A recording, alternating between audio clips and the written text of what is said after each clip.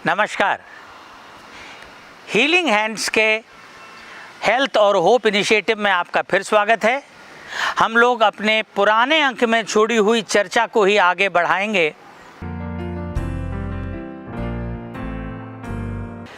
कि बच्चों में वो कौन बच्चे होते हैं जिन्हें इस किस्म की समस्याएं जटिलताग्रस्त कर देती हैं। ऐसे बच्चे जो कम वज़न के पैदा होते हैं या समय से पहले पैदा हो जाते हैं, या जिन बच्चों को माँ का दूध नहीं मिल पाता, या जिन्हें प्रारंभिक 6 महीने में माँ के दूध के अतिरिक्त ऊपर की भी चीज़ें शुरू कर दी जाती हैं, या वे बच्चे जो कुपोषण का शिकार होते हैं, जिनके शरीर में या तो विटामिन डी की कमी होती है या जिंक की कमी होती है, वे बच्चे जो रक्त अल्पता से प्रभावित हैं, या जिनके शरीर में जन्मजात कुछ विकृतियां हैं, जैसे किसी का होंठ कटा होता है, किसी का तालू कटा होता है, किसी को निगलने में कोई समस्या हो, किसी का दिल में सुराख मौजूद हो, तो ये वो बच्चे होते हैं जिसमें ज़्यादा जटिलताएं निर्मित होती हैं। ऐसे बच्चे जो अपनी समस्याओं के कारण खुल के खांस नहीं पाते, यानी न्यूरोलॉजिकल व्याधियों के मरीज, क्योंकि उसमें खांसी व्यक्ति नहीं ठीक से कर पाता। दूसरी तरफ, जैसा मैंने पिछले अंक में कहा था, यदि जिस रोगाणु का हमला हुआ है उसकी तीव्रता बहुत ज़्यादा है, यानी जो वायरल डेंसिटी है हमारे शरीर में वो गंभीर है, यानी जो ऐसे लोग जो भीड़ भाड़ वाली जगहों पे ज़्यादा जाते हैं, जो कोरोना होने पे भी मुंह पे मास्क नहीं लगाते, या सोशल डिस्टेंसिंग का पालन नहीं करते, या सैनिटाइजर से अपने हाथ बार बार साफ नहीं करते, ये तमाम स्थितियां हैं जिनके अंदर इनका जो सांद्रता है, इनका कंसंट्रेशन है, इनकी डेंसिटी है, वो हमारे शरीर में कहीं ज़्यादा हो जाती है और इसलिए परिणाम भी विकृत होते हैं। लेकिन ऐसा नहीं कि सामान्य बच्चे इसकी चपेट में नहीं जा सकते। सामान्य बच्चे भी यदि उन्होंने अपना पूरा टीकाकरण नहीं करवाया हुआ, बीसीजी का, हीमोफिलस इन्फ्लुएंजा बी का, न्यूमोकोकस का, काली खांसी का, खसरे का, ये वो टीके हैं जो हमें सांस संबंधी बीमारियों से बचाते हैं। तो ध्यान रखें, आपका टीकाकरण संपूर्ण होना चाहिए। फिर 6 साल से छोटे बच्चों को साल में 2 बार विटामिन ए कंसंट्रेट की खुराक देना ज़रूरी है, खास तौर पे उनको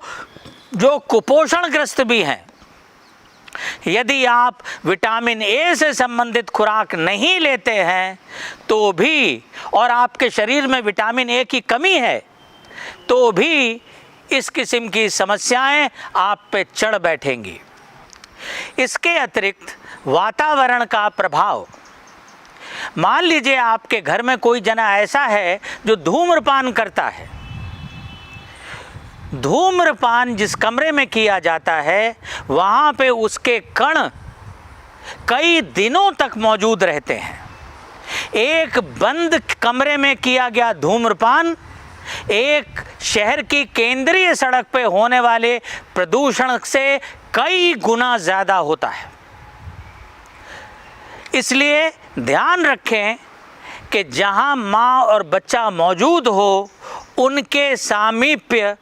धूम्रपान न करें। यदि कमरे में वेंटिलेशन नहीं है पूरा, यानी हवा का आवागमन ठीक नहीं है, इसके अतिरिक्त यदि बहुत सी धूल, बहुत सी गंदगी जमा है, या क्राउडिंग है, क्राउडिंग का अर्थ है जहाँ एक कमरे में 8-8, 10-10 लोग रहते हैं, 3, 4, 5, 6, हो सकता है इससे भी ज़्यादा लोग रहते हों, जिस घर में बड़े बच्चे मौजूद हों और स्कूल जाते हों,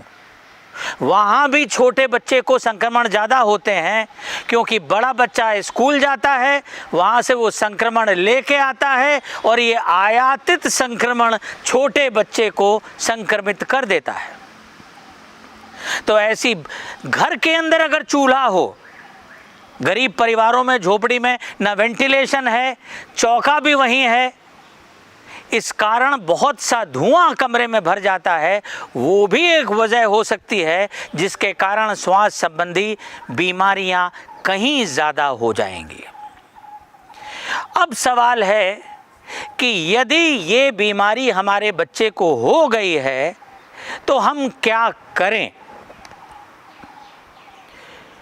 इस सिलसिले में पहले पहचानें कि यदि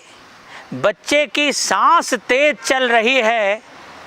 तो विश्व स्वास्थ्य संगठन ये कहता है कि हमें इसे निमोनिया मानना चाहिए।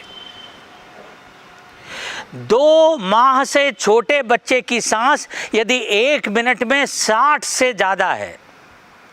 2 महीने से 1 साल के बच्चे की सांस अगर 50 से ज़्यादा है, 1 साल से 5 साल के बच्चे तक की सांस यदि 40 बार से ज़्यादा है 1 मिनट में, और 5 साल से बड़े बच्चे की सांस यदि 1 मिनट में 30 से ज़्यादा है 30, तो हम इसको तेज सांस कहते हैं। अगर तेज सांस के साथ साथ छाती में गड्ढे भी पड़ने लगें, नाक के नथुने भी फूलने से सिकुड़ने लगें, तो ये तीव्र सांस रोग, और यदि इसके साथ शरीर नीला पड़ जाए, बेहोशी आ जाए, फिट्स पड़ने लगें, बच्चा खाने पीने में असमर्थ हो जाए, तो समझिए अति तीव्र निमोनिया। और यदि इनमें से कुछ नहीं है, सिर्फ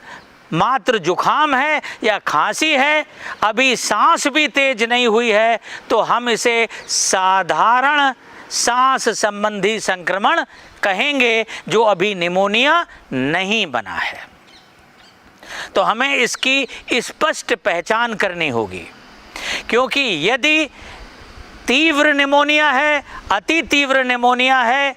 तो हमें इसे तत्परता से अस्पताल में भर्ती करना होगा, ऑक्सीजन भी देना होगा, नस से भी फ्लूइड्स देने होंगे, एंटीबायोटिक्स भी देने होंगे। लेकिन यदि सांस भी तेज है तो हमें अस्पताल तो नहीं जाना है, लेकिन घर में रहते हुए भी चिकित्सक की देखरेख में एंटीबायोटिक दवाइयां प्रारंभ कर देनी है। इसके साथ में आज बस इतना ही। अगले अंक में इसी चर्चा को जारी रखेंगे। तब तक के लिए विदा।